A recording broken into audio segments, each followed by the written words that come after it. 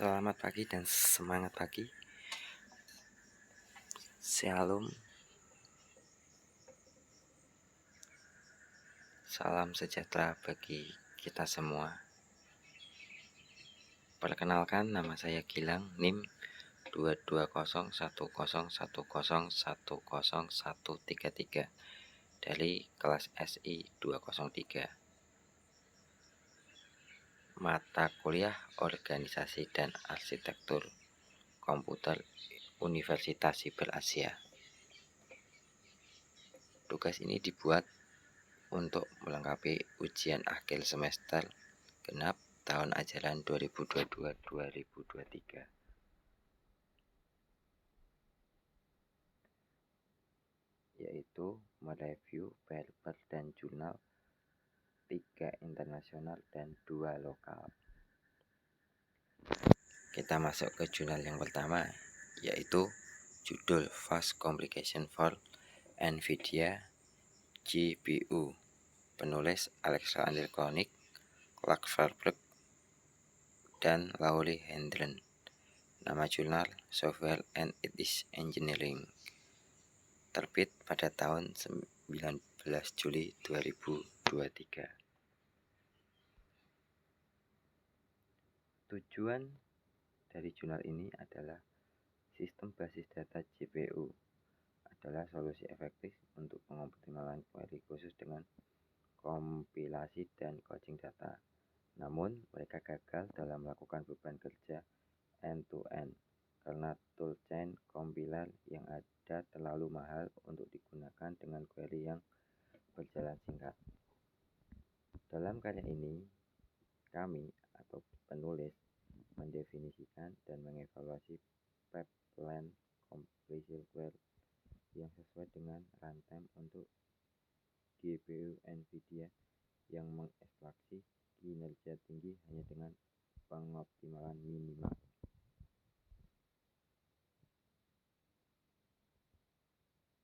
Metodologi percobaan dilakukan pada Ubuntu 20.04 LTS, dilengkapi dengan Intel Core 7 8700K 370 GHz, RAM DDR4 32 GB, dan NVIDIA GeForce GTX 3080. Plan dan kesimpulan serupa selama evaluasi kami pada NVIDIA GeForce GTX 1080 Ti yang lebih tua tidak digambarkan. Kami menggunakan CUDA 11.4.2 dan driver grafis 47057.02. Eksperimen dirata-ratakan selama 10 kali lari.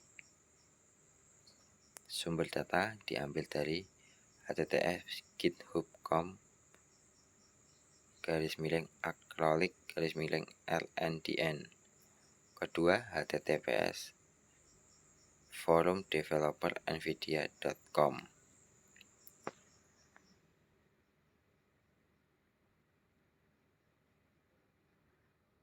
Hasil dari jurnal ini adalah persentase analisis rincian untuk eksekusi end-to-end pada setiap faktor skala dan dapat menentukan kepentingan relatif dari setiap komponen saat data tumbuh, memberikan arah untuk penelitian di masa depan.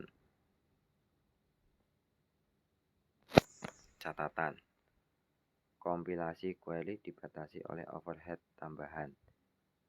Masalah yang terutama muncul dalam sistem basic data GPU yang berkandung pada compiler berpemilik berat. Sumber terbuka dan pendekatan seimbang kami untuk perakitan PTX sangat mengurangi biaya ini tanpa terlalu mengorbankan kecepatan eksekusi, menghasilkan peningkatan kinerja keseluruhan yang signifikan.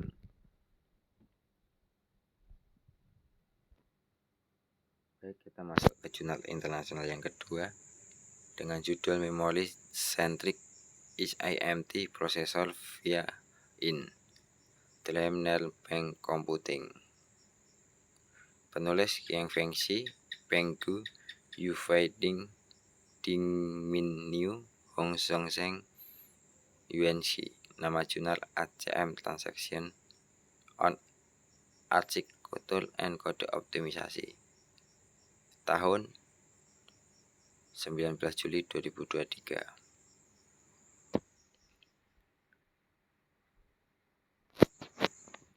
Tujuan, dengan meningkatnya jumlah beban kerja intensif data, GPU yang merupakan prosesor single instruction multi-thread canggih terhalang oleh dinding bandwidth memori.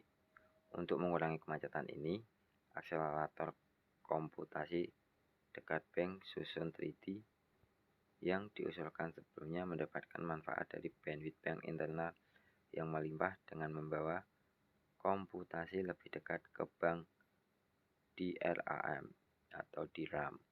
Namun, akselerator ini dikhususkan untuk domain aplikasi tertentu dengan jalur data arsitektur sederhana dan skema pemetaan perangkat lunak yang disesuaikan. Untuk skenario tujuan umum, desain perangkat kelas yang ringan untuk beragam jalur data, dukungan arsitektural untuk model pemrograman SIMT, dan pengoptimalan perangkat lunak end-to-end tetap menantang.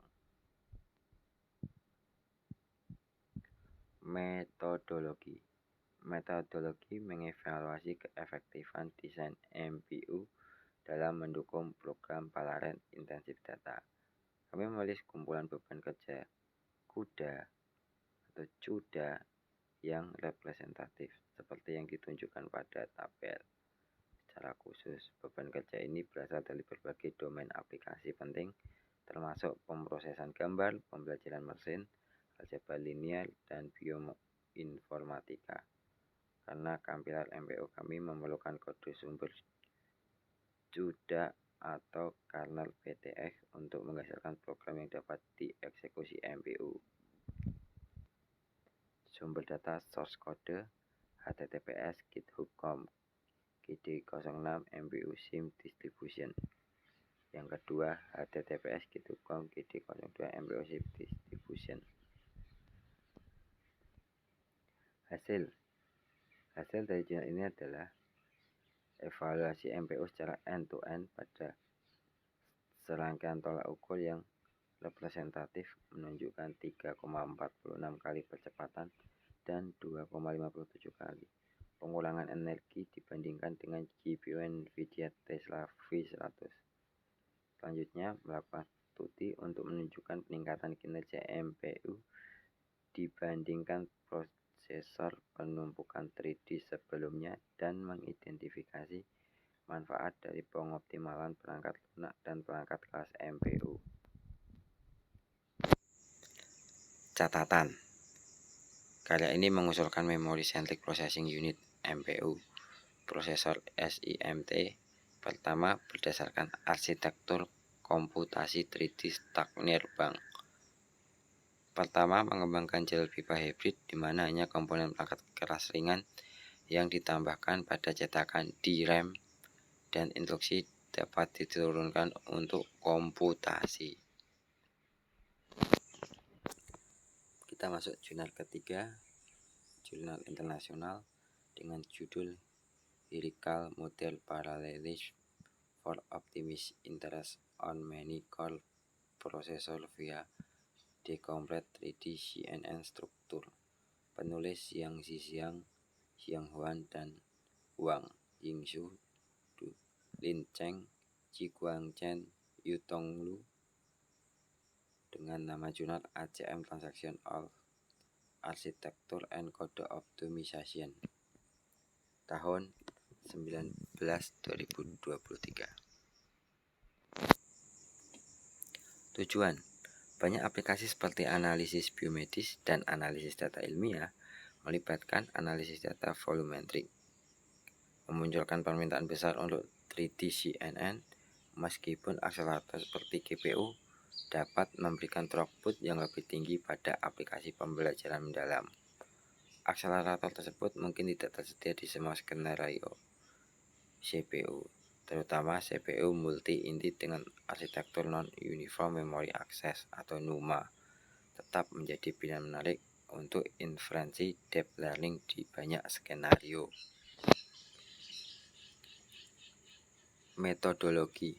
Pada artikel ini, kami atau penulis menyajikan pendekatan partisi model hierarkis untuk meningkatkan kinerja inferensi digit CNN pada sistem banyak inti ARM.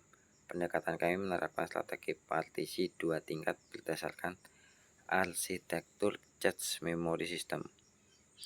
Pertama, penulis memisahkan model digit CNN asli dalam dimensi saluran dan dimensi kedalaman. Keakuratan struktur digit CNN yang dipasang juga diperhitungkan saat menerapkan decoupling. Sumber data 2022 RMN Compute Libre read from http://github.com ARM software Compute Libre Google Scholar.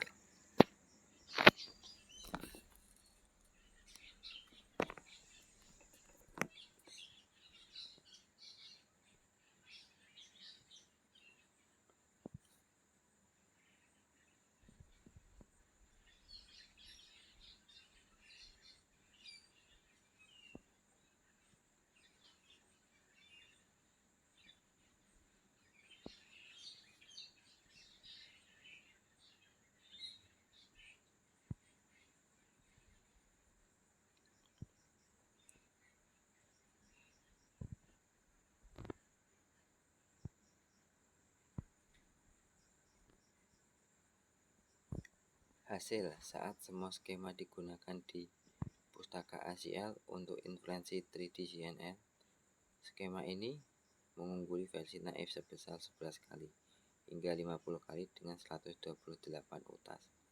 Ketika semua skema digunakan pada pustaka NCNN untuk inferensi 3D CNN, skema ini mengungguli versi naif sebesar 5,2 kali hingga 14,2 kali dengan 128 utas.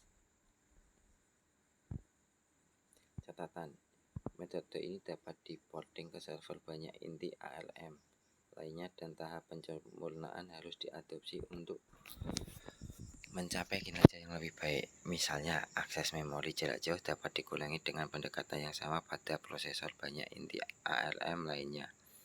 Dan jumlah partisi antar node harus disesuaikan berdasarkan jumlah node NUMA.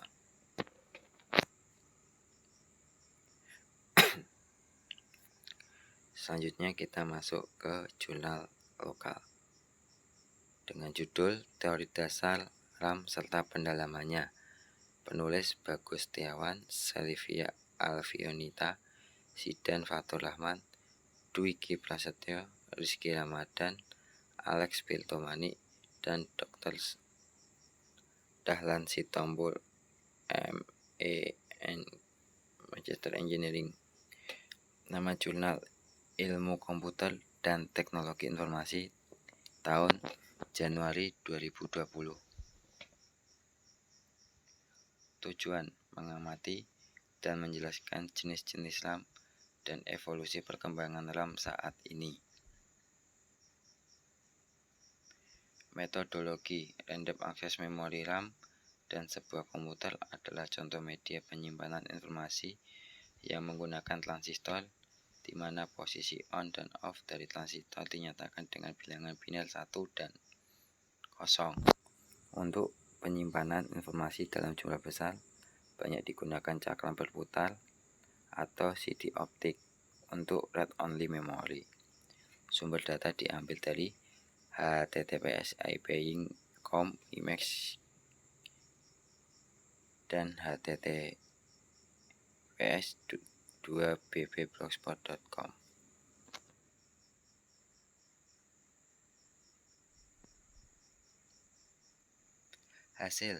Dari hasil pengamatan kami atau penulis terhadap RAM, sekarang RAM sudah mengalami evolusi atau terupdate dari awal pembuatan sampai sekarang.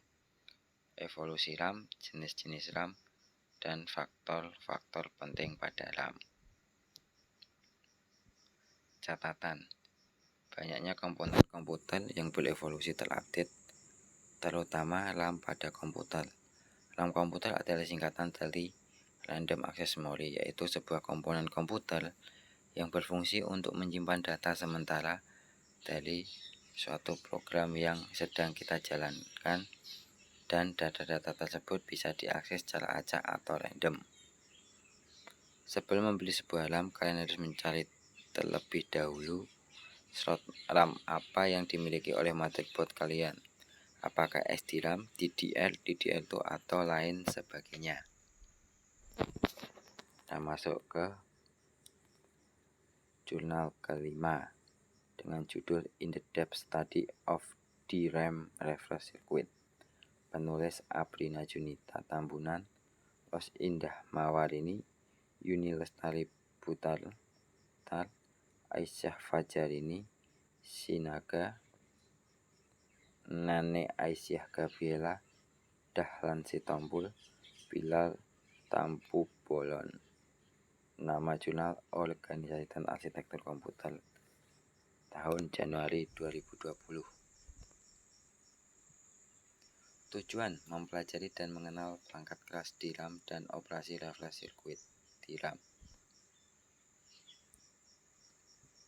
Metodologi Dynamic Random Access Memory DRAM adalah jenis memori semikonduktor akses acak yang menyimpan setiap bit data dalam sel memori yang terdiri dari kapasitor kecil dan transistor.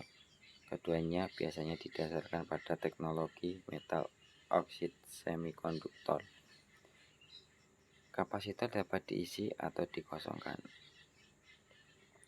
Sumber data https wikipedia.org/wiki memory refresh dan https patentgoogle.com.